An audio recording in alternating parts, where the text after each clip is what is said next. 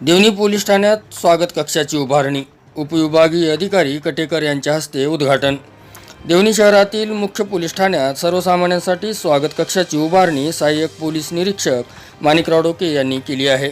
जिल्ह्याचे पोलीस अधीक्षक सोमय मुंडे यांच्या संकल्पनेनुसार याची उभारणी देवणी पोलिसांकडून करण्यात आली आहे।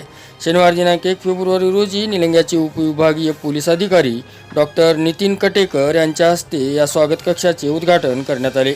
स्वागत कक्षासोबतच वृक्षारोपणात फळांची व फुलांची झाडे लावण्यात आलेली आहेत। तसेच गवताचे लॉनही तयार करण्यात येत आहे।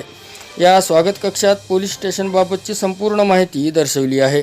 यामुळे येणाऱ्यांना परिपूर्ण माहिती मिळणार आहे।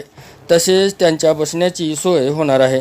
या उद्घाटन प्रसंगी देवणी व्यापारी संघटनेचे अध्यक्ष सोमनाथ लुल्ले, उपाध्यक्ष संजय पटणे आदींसह अनेक व्यापारी व नागरिक उपस्थित होते। देवणीच्या तहसील परिसरात गवताचे लॉन बगीचा करून नागरिकांना बसण्याची व्यवस्था तसेच फुलांची झाडे लावून देवणी तहसीलचे रूपडे बदलणारे तत्कालीन तहसीलदार सुरेश गोळवे यांची आठवण याकडे पाहिल्यानंतर सदोदित होते।